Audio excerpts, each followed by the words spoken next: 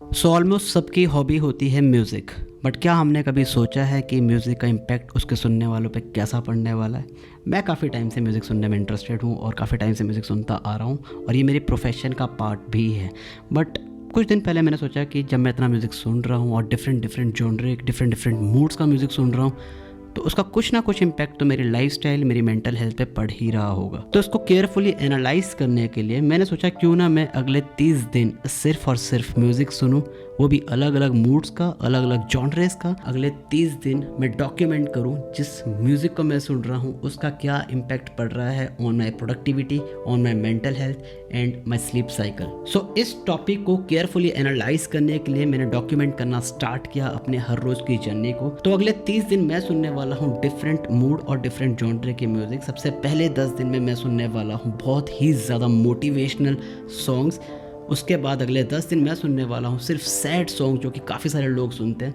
और फाइनली हम सुनेंगे अगले लास्ट दिनों में सिर्फ स्पिरिचुअल सॉन्ग्स। सो ये तीनों ही डिफरेंट मूड और जॉनरे के म्यूज़िक आपकी मेंटल हेल्थ, आपकी प्रोडक्टिविटी और आपके स्लीप साइकिल को किस तरह से इम्पैक्ट और इन्फ्लुएंस करते हैं। और इस पूरी रिसर्च की जो फाइंडिंग्स है वो बहुत ही ज़्यादा शॉकिंग होने वाली है। मैं बहुत ज़्यादा एंक्शियस फील कर रहा था, मैं बहुत ज़्यादा हाइप्ड अप फील कर रहा था, बहुत ज़्यादा मोटिवेटेड, एनर्जेटिक और पम्प्ड अप फील कर रहा था। बट साथ ही साथ ये स्टेज भी मैंने देखी। इट्स 7:30 AM और डे स्टार्ट होने से पहले मैंने कभी भी इतना स्ट्रेस्ड, अनप्रोडक्टिव और इतना ज़्यादा ग्लूमी फील नहीं किया है। सो आई थॉट कि इस प्रोजेक्ट पे काम करने से पहले थोड़ा सा होमवर्क भी किया जाए। सो मैं गया गूगल पे और मैंने रिसर्च करने की कोशिश की कि किस तरह से म्यूज़िक आपकी मेंटल हेल्थ को इम्पैक्ट करता है। सो अगले 10 दिन मुझे सुनना था सिर्फ मोटिवेशनल म्यूज़िक। और क्योंकि मैं हिप हॉप के साथ काफ़ी ज़्यादा रिलेट कर पाता हूँ तो मैंने सोचा क्यों ना मैं स्पॉटिफाई पे जाऊँ और मैंने वहाँ पर एक्सप्लोर करना स्टार्ट किया डिफरेंट प्लेलिस्ट जो कि सिर्फ और सिर्फ hip hop related motivated music आपको देती है। सो यस, मेरी स्पॉटिफाई की प्लेलिस्ट रेडी थी और मेरे को जब भी टाइम मिल रहा था मैं ये सारे ही मोटिवेटेड सॉन्ग सुन रहा था। स्पेशली एमिनम ने यहाँ पे मेरे को काफ़ी ज़्यादा हेल्प किया क्योंकि इनके गाने मुझे काफ़ी ज़्यादा मोटिवेट कर रहे थे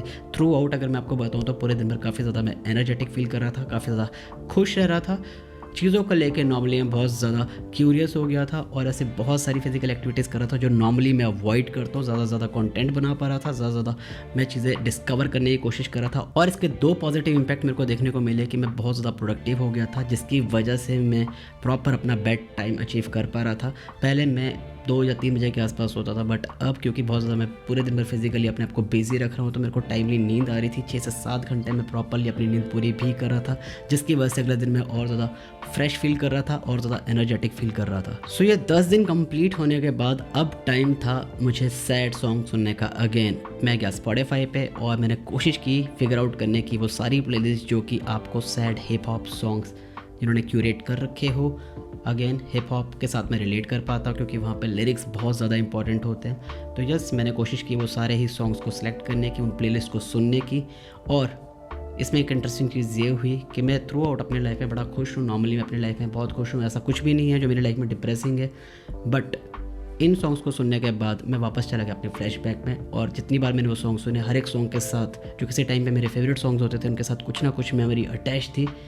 और अब मैं वापस फ्लैशबैक में जाने के बाद उन सारी चीज़ों के बारे में सोच रहा था जो कि कंटिन्यूसली सोच रहा था और ये एक लूप बन गया था। मैं हर रोज़ सैड सॉन्ग सुन रहा था और बैक टू बैक मैं वापस उन्हीं फ्लैशबैक मेमोरीज़ में जा रहा था जहाँ पर कि मैं काफ़ी ज़्यादा डिप्रेस फील कर रहा था, मैं काफ़ी ज़्यादा लोनली फील कर रहा था और मुझे लग रहा था कि मेरी लाइफ में शायद इसके बाद कुछ भी पॉजिटिव नहीं होने वाला है। मेरी सिचुएशंस, मेरी सराउंडिंग्स बहुत पॉजिटिव्स थी, बट अगेन इस लूप में मैंने अपने आप को खुद डाल दिया था इस तरह के सॉन्ग सुनकर।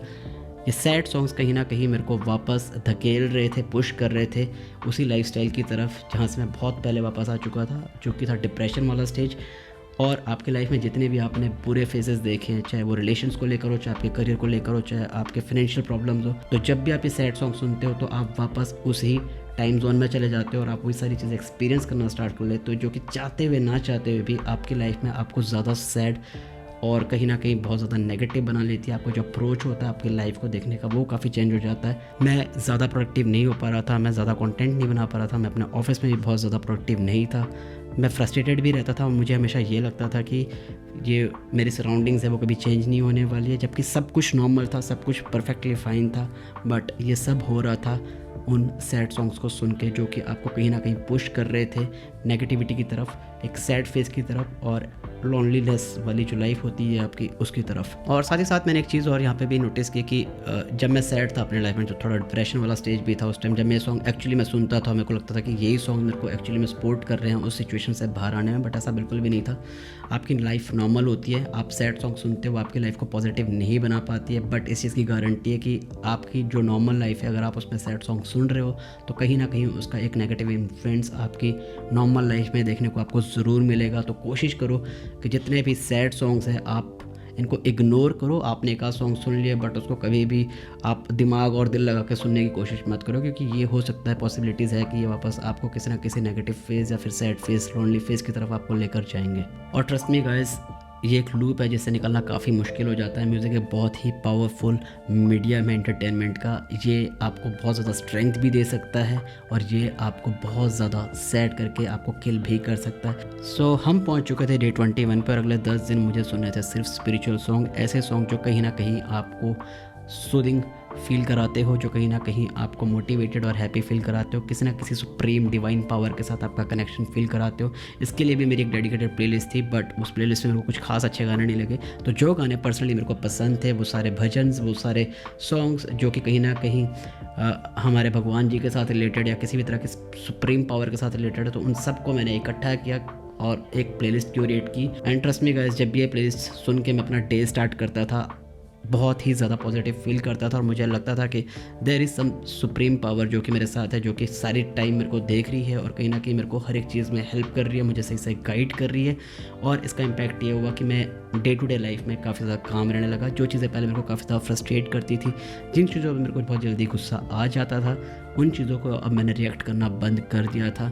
और साथ ही साथ मैंने एक चीज़ और भी नोटिस की कि अगर आप इन सॉन्ग्स को सुनते हो और साथ ही साथ आप कहीं ना कहीं एक हेल्दी लाइफस्टाइल जिसमें कि आपका योगा, आपकी एक्सरसाइज, ये सारी चीज़ें आप इन्वॉल्व करते हो, इंक्लूड करते हो, तो उसके रिजल्ट्स और भी ज़्यादा अच्छे आपको मिलने वाले हैं। उनके साथ अगर आपका कनेक्शन है और वो कनेक्शन धीरे धीरे आपका स्ट्रॉन्ग होता जा रहा है, तो ट्रस्ट मी गाइस, आपको बहुत ज़्यादा हेल्प कर सकता है आपके स्पिरिचुअल जर्नी में, आपकी नॉर्मल जो लाइफस्टाइल है उसमें। और इन सब के बाद आप एक चीज़ और भी देखेंगे कि प्रोडक्टिविटी भी आपकी इनहेंस होती है, साथ ही साथ आपका, क्योंकि आप पूरे दिन में काम फील करते हो, आप बहुत ज़्यादा आप रिलैक्स फील करते हो, तो उसकी वजह से आपका जो स्लीप साइकिल है वो भी काफ़ी हद तक इम्प्रूव होता है। सो आफ्टर 30 डेज़ मैं सिर्फ इतना ही कहना चाहूँगा कि म्यूज़िक जो आप सुनते हो वो बहुत ज़्यादा इंपॉर्टेंट रोल प्ले आउट करता है आपके पूरी लाइफ में। जिस तरह से आप जो खाते हो आप वैसा बन जाते हो, उसी तरह से आप जिस तरह का म्यूज़िक सुनते हो आप वैसे ही लाइफस्टाइल को अडॉप्ट करना स्टार्ट कर लेते हो, वैसे ही एनर्जीज अपनी तरफ अट्रैक्ट करना स्टार्ट कर लेते हो। पॉजिटिव म्यूज़िक सुनो, अपलिफ्टिंग म्यूज़िक सुनो, ऐसा म्यूज़िक सुनो जो आपको हमेशा मोटिवेट करे कुछ ना कुछ नया अचीव करने के लिए, अपने ड्रीम्स के और ज़्यादा क्लोज जाने के लिए, जो हमेशा आपको हाई स्पिरिट्स में रखे और आपको लाइफ में आपको बैलेंस दे, प्रोडक्टिविटी का भी और प्रॉपर स्लीप साइकिल्स का भी। और अगर आपको लगता है कि आपने आज की इस वीडियो से कुछ नई चीज़ें सीखी तो कमेंट करके ज़रूर जाना। इसी तरह की प्रोडक्टिविटी रिलेटेड वीडियो के लिए सब्सक्राइब करना मत भूलना। पीस।